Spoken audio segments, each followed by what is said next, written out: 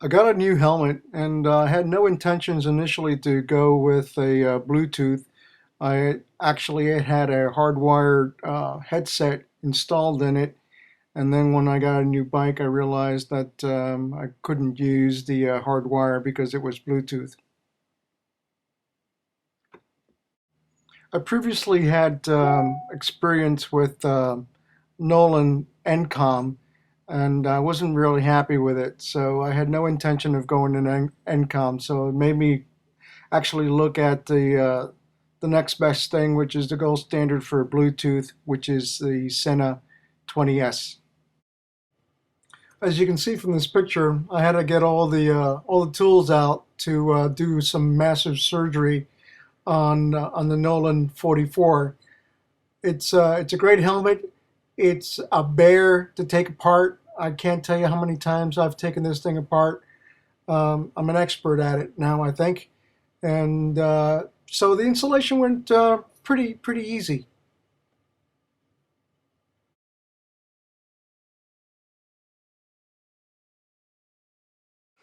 What you're looking at here is the collar that basically is at the bottom of the helmet, and because it's so wide, it doesn't allow you to insert the bracket. So I had to kind of overlay the the bracket on the helmet without the collar, and then kind of estimate what areas I needed to cut out.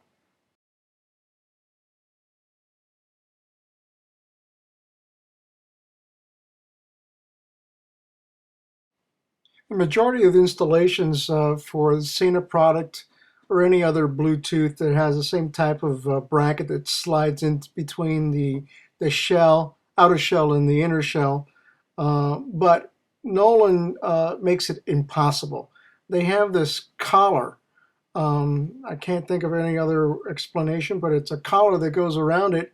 It looks great, and it's very stylish and everything, but it doesn't allow you to squeeze in the bracket. So you had to make a cutout to accommodate that.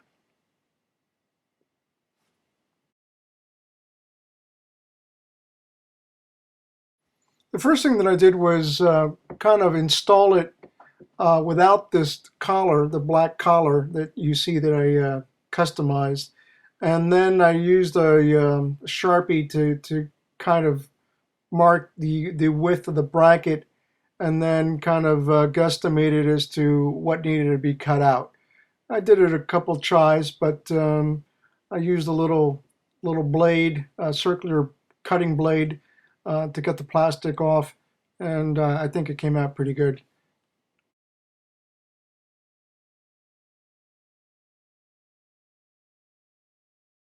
In the previous picture, you could see the cutout that I made for underneath the collar, and this is the cutout that I made for the top of the collar, and then you can actually then slide the bracket into the helmet and secure it.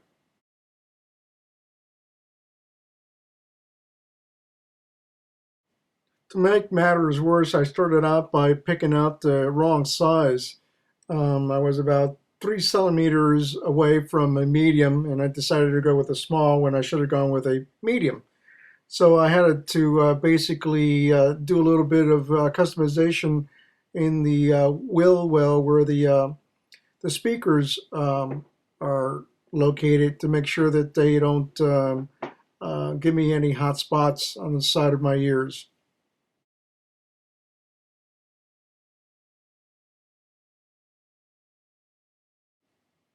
The Nolan helmet does give you ample room to accommodate the wiring through the back of the helmet and not over to the top, which would give you some hot spots. So this was a nice bonus.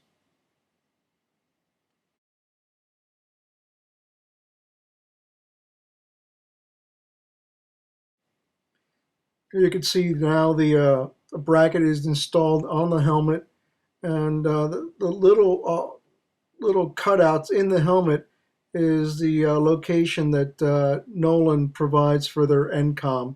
So I decided to use the same spot.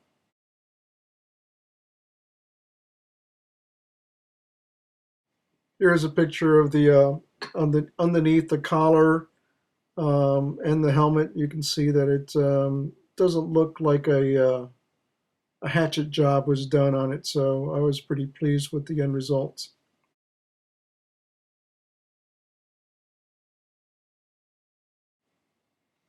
Here's another view, a top view of the bracket with the finished product.